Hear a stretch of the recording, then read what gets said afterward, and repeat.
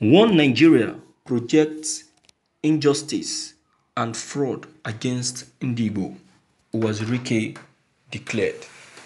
Founder of Biafran Independent Movement, BIM, a movement for the actualization of sovereign state of Biafra, BIM Masop, Chief Ralph Uwazuirike, has described One Nigerian project as the greatest fraud and injustice against Ndiigbo. Chief Ralph Uwazuirike made this claim in his Owerri residence when he played host to the Prime Minister of Biafran Internal Government, Chief Lambert Obikaizu, and the Minister for Planning and Strategy, Chief Larry Odima. The two stormed Uwazuirike's residence to brief him on the successful inauguration of Biafra as the 46th member nation of Unrepresented Nations and People's Organization UNPO and the way forward. In his response, Uwazuirike regretted that Britain configured Nigeria in a manner that gives northern region more landmass than the eastern and western regions combined.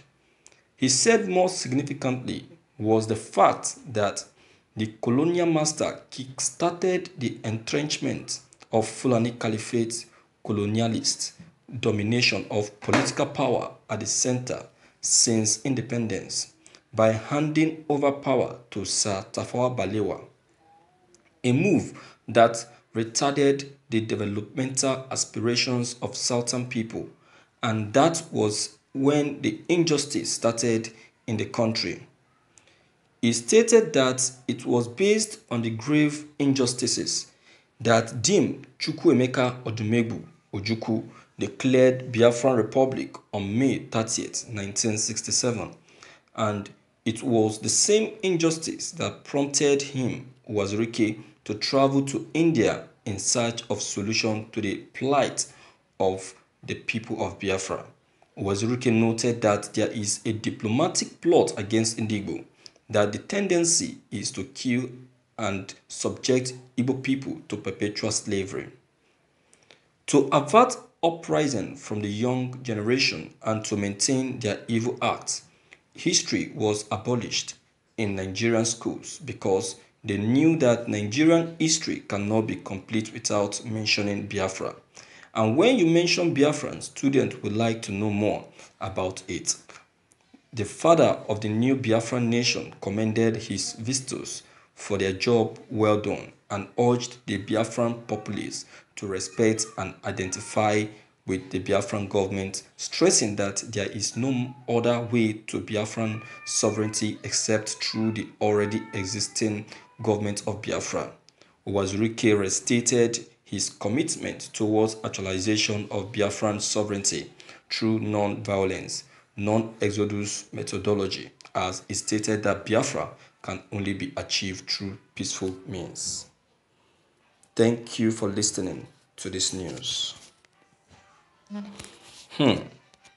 Of course, Uwazuirike has spoken right.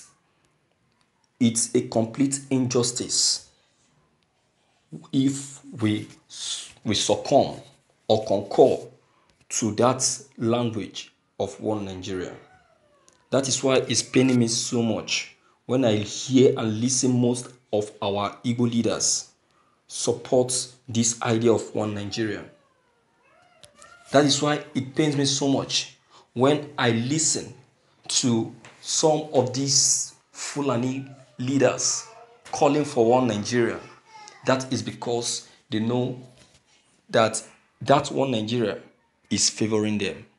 And we accepting that one Nigeria means that we have submitted ourselves to them as a slave forever. And that is what Uwazuirike has tagged as perpetual slavery, of which Ndiigbo will never succumb to that. Instead of us to be a slave to them, they're supposed to be a slave to us. You understand? They're supposed to be a slave to us because Ndiigbo are the one that made Nigeria. Ndiigbo are the one that make up Nigeria. Without Ndiigbo, there can never be Nigeria. Take Ndiigbo out of Nigeria, Nigeria will be empty. You understand? So what are we saying? How can we be subjected to Fulanis? Even the Westerners give us the respect that Fulanis cannot even give to us. They know it, and they know the facts. We are the owner of the resources that they are making use of. We are the people that are developing the country, Nigeria, that they are today. One of the very great states in Nigeria today that is making wave and boosting the GDP of the country, which is Lagos, is occupied mostly by Ndiigbo. And most of the structures and companies in that state is owned by Ndiigbo. So what are we saying? What are we saying? Ndiigbo have contributed to a very high level of employment in Nigeria. That in Nigeria today, that employment has increased to 80% is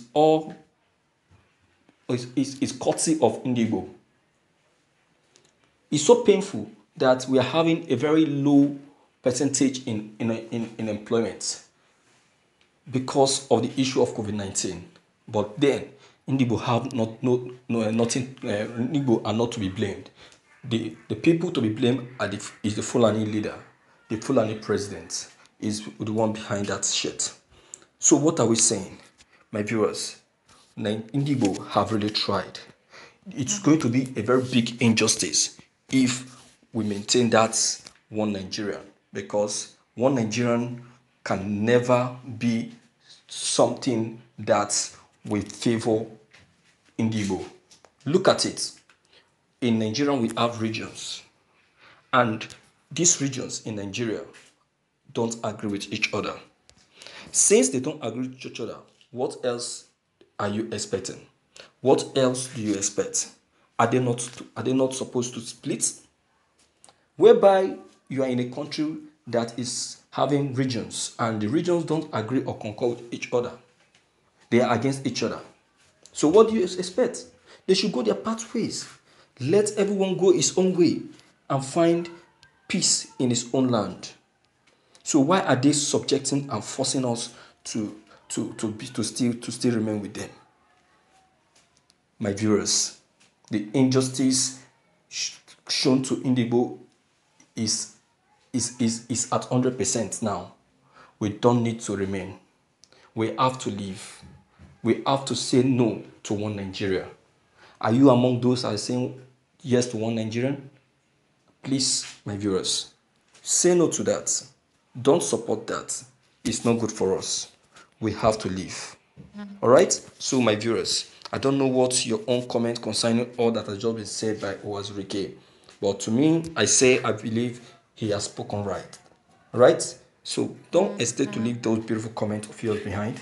Click on the subscription button as well as bell button to get updated whenever we upload any new videos. Thank you.